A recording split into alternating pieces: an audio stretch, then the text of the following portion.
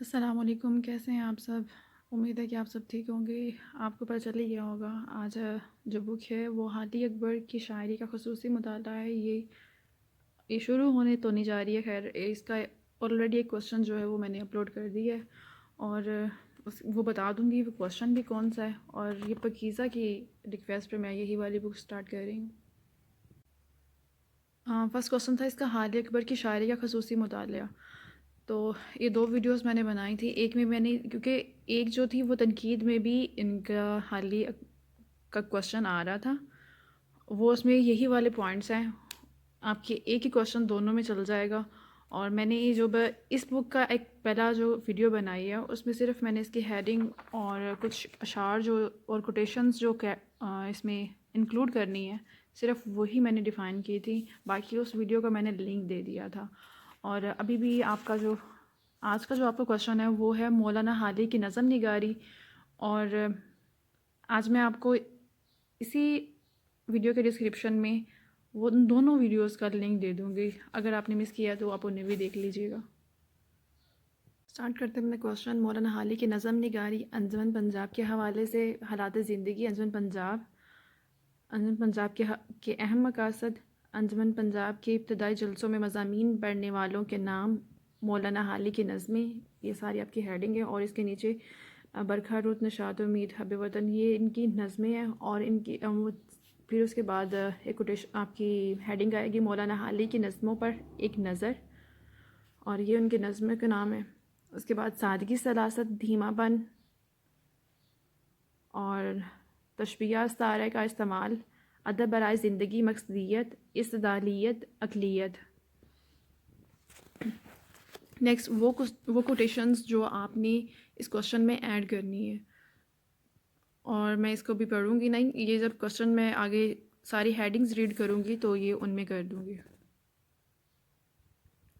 یہ آپ کو اس لیے دکھایا جا رہا ہے کہ آپ جب آپ نوٹس بنا رہے ہیں، اگر آپ سارا نہیں لکھنا چاہ رہے ہیں، ایٹ لیسٹ یہ چیزیں لکھی ہوں، آپ کے پاس یہ ہیڈنگز لکھی ہوں جو آپ کی فنگر ٹپس پہ آپ کو یاد ہوں، اور یہ جو ساری آپ کی کوٹیشنز ہیں ان کو آپ نے لکھا ہو، تاکہ آپ کو پتہ ہو کون سی ہیڈنگ میں کون سی کوٹیشن آپ نے ایڈ کرنی ہے، کہ آپ کم محنت میں بھی آپ اچھا امپریشن دے سکیں۔ مولانا حالی کی نظم نگاری انجمن پنجاب کے حوالے سے حالات زندگی۔ مولانا الطاف حسین حالی 1837 کو پانی پت دلی میں پیدا ہوئے۔ مغل عہد کے دور میں ان کے خاندان کو اعلیٰ مقام حاصل تھا۔ حالی ابھی 8 برس کے ہی تھے کہ ان کے والدین کا سایہ ان کے سر سے اٹھ گیا۔ پھر ان کی پرورش ان کے بڑے بھائی نے کی۔ پہلے حالی نے قرآن مجید حفظ کیا اور پھر فارسی کی تعلیم سید جعفری سے حاصل کی۔ نواب کی صحبت سے مولانا حالی کی شاعری چمک اٹھی۔ تقریباً 8 سال تک مستفید رہے، پھر دلی آ کر غالب کی شاگردگی اختیار کر لی۔ آزاد کے ساتھ مل کر شاعری بھی کرتے رہے۔ 1904 میں انگریزی حکومت نے حالی کو شمس العلماء کا خطاب دیا اور بالآخر 31 دسمبر 1916 کو پانی پت میں وفات پائی۔ انجمن پنجاب جدید شاعری اس وقت عروج پر آئی جب قدیم دلی کالج کا خاتمہ ہوا اور کالج کو لاہور منتقل کرنے کے بعد گورنمنٹ کے تحویل میں دے دیا گیا۔ چنانچہ علم و ادب کی شمع جو کہ لاہور کی طرف روانہ ہو چکی تھی، اس شمع کے قافلے کو آگے بڑھنے والوں میں الطاف حسین حالی، محمد حسین آزاد، پنڈت منپھول اور پیارے لال اشوب پیش تھیں۔ جب لاہور میں گورنمنٹ کالج مارز وجود میں آیا تو ڈاکٹر لائٹرز کو اس کالج کا سربراہ بنایا گیا۔ ان کی کاوشوں سے انجمن پنجاب کے نام سے مرسوم ہوئی۔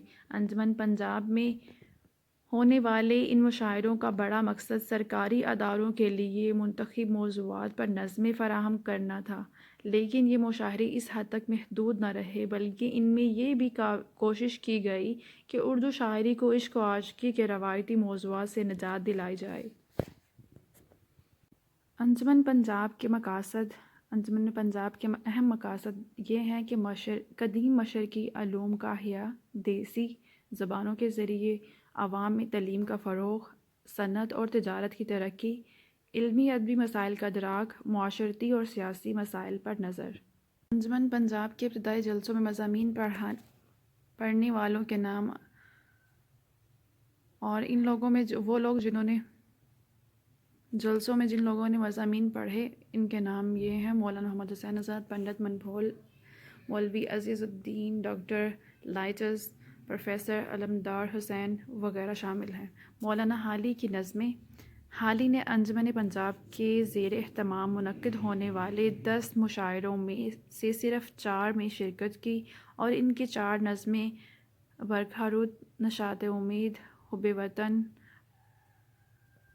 ناظر رحم و انصاف پڑھیں۔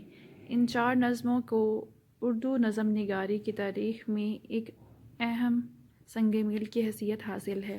بقول ڈاکٹر عبادت بریلوی، حالی نے یہ نظمیں ایک بدلتے ہوئے ماحول کے تقاضے کو پورا کرنے کے لیے ایک مخصوص اصلاحی تحریک کے زیر اثر لکھی۔ ان نظموں میں مغرب کا گہرا اور براہ راست اثر نہیں ہے، لیکن بلاواسطہ طور پر یہ مغرب کے زیر اثر ضرور لکھی گئی ہیں، اور ان میں موضوع اور انداز بیان دونوں کے اعتبار سے ایک جدت نظر آتی ہے۔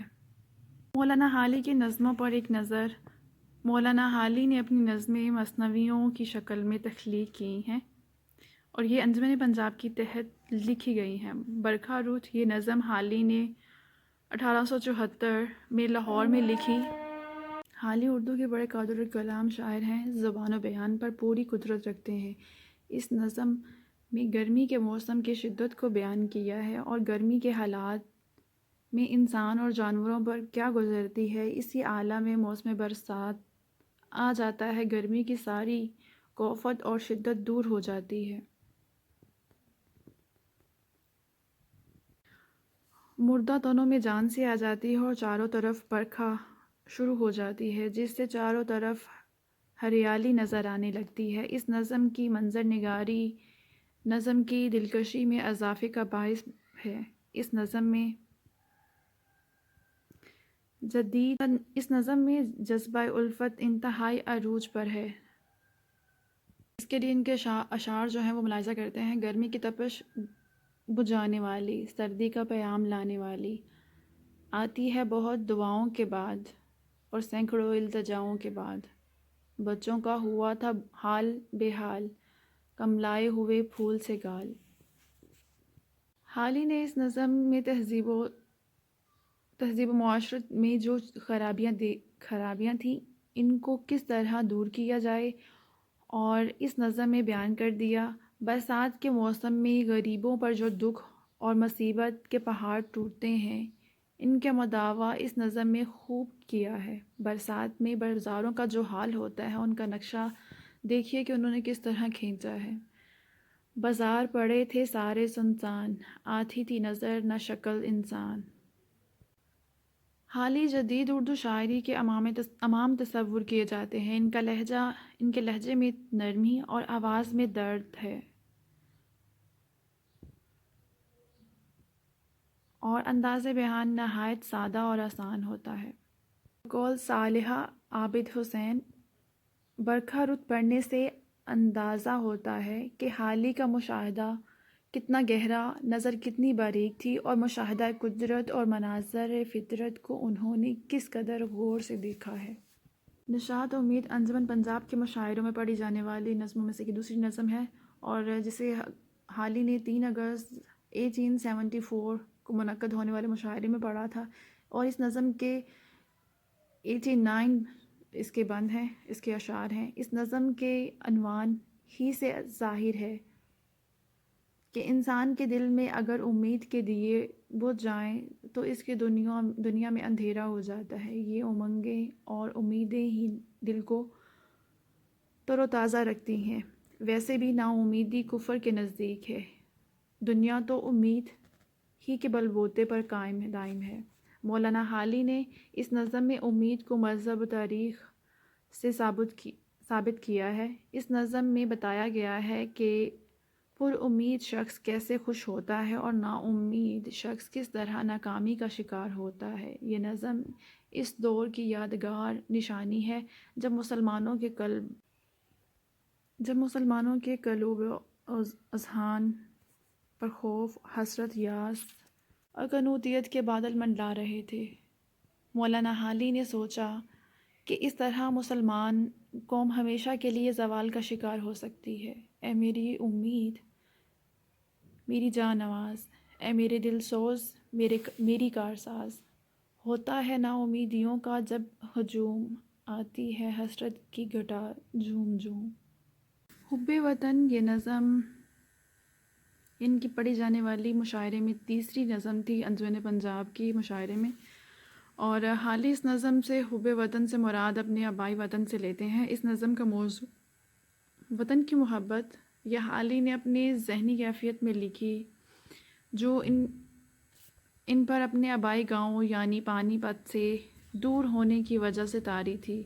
حالی اس نظم کا آغاز اس نفسیاتی حقیقت سے کرتے ہیں کہ وطن سے دوری انسان کو اس قدر غمزدہ اور مردہ بنا دیتی ہے کہ حسین مناظر فطرت جن میں آسمان، ستارے، زمین کے گلزار، پہاڑوں کی دل فریب فضائیں، بلبل کے نغمے وغیرہ شامل ہیں کو مخاطب کر کے پوچھتے ہیں کہ تم میں دلکشی کیوں باقی نہیں رہی؟ کیا تم بدل گئی ہو یا پھر شاعر کا ذہن تبدیل ہو گیا ہے؟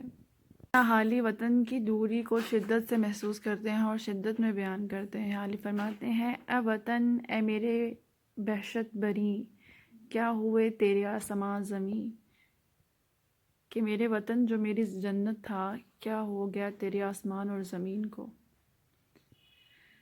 رات اور دن کا وہ سما نہ رہا، وہ زمیں وہ آسمان نہ رہا، جان جب تک نہ ہو بدن سے جدا، کوئی دشمن نہ ہو وطن سے جدا۔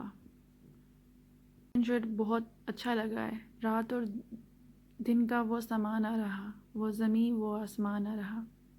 صالحہ عابد حسین لکھتی ہیں، حب وطن نہ صرف ان نظموں میں بلکہ اس موضوع پر آج تک جتنی نظمیں اردو میں لکھی گئیں غالباً ان سب سے بہترین تھی۔ روایتی دلکشی، حسن و ادا اور سلاست بیان کے لحاظ سے بھی اور خیال کے لحاظ سے بھی۔